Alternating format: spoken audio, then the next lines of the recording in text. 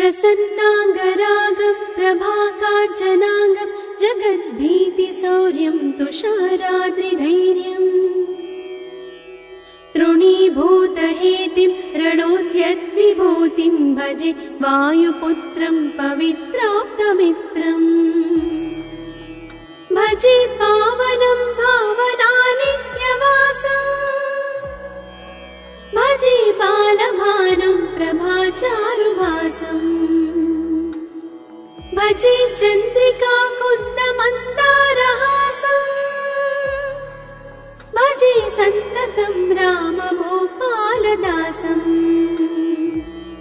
भजे लक्ष्मणप्राणरक्षातिदक्षं भजे तोषितानेकगीर्वाणपक्षम्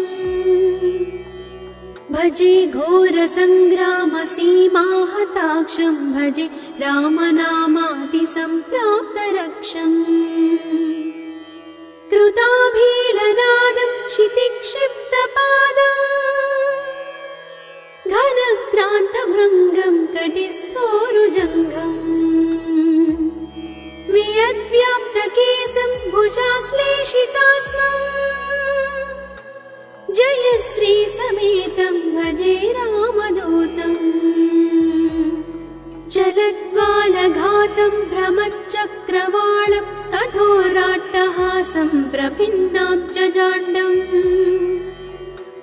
महासिंहनादाद्विशीर्णत्रिलोकं भजे आञ्जनेयं प्रभुं वज्रकायम् रणे भीषणे मेघनादे सनाधे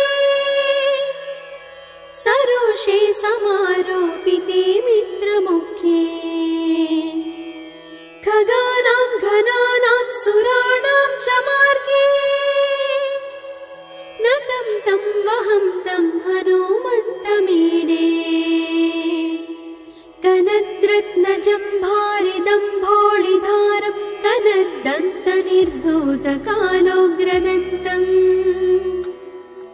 पदाघातभीताब्धिभूताधिवासं रणक्षोणिदक्षं भजे पिङ्गलाक्षम्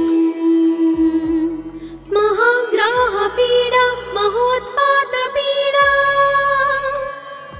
महारोगपीडा महातीव्रपीडा हरत्यासुते पादपद्मानुरक्तो नमस्ते कपिश्रेष्ठ रामप्रियो यः सुधा सिन्धुमुल्लङ्घ्य नाथोग्रदीप्तः सुधा चौषधीस्था प्रकुप्तप्रभावः षडद्रोणशैलस्य सारेण सेतुं विना भूस्वयं कः समर्थः कपीन्द्रः निरातङ्कमाविश्य लङ्कां विसङ्गो भवानेव सीतातिशोकापहारी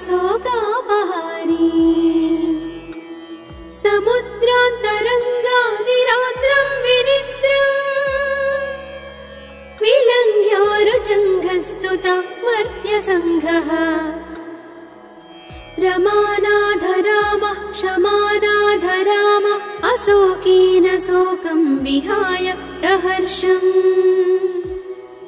वनान्तर्घनं जीवनं दानवानं विपाट्य प्रहर्षात् हनूमान् त्वमेव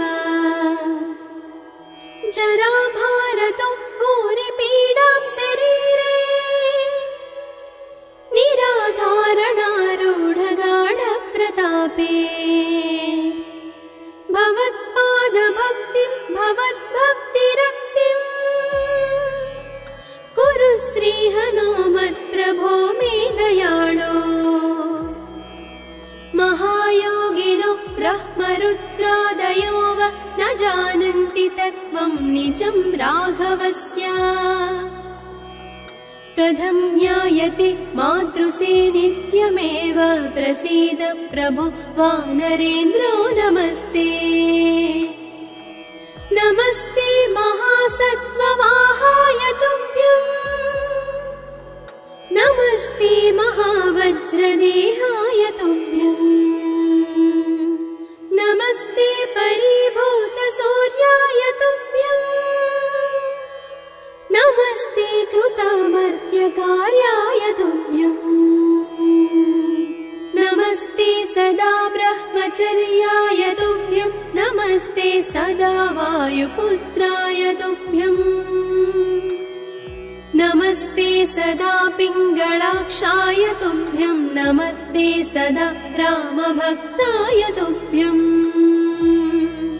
हनुमद्भुजङ्गप्रयातं प्रभाते प्रदोषेऽपि वाचार्थरात्रेऽपि मर्त्यः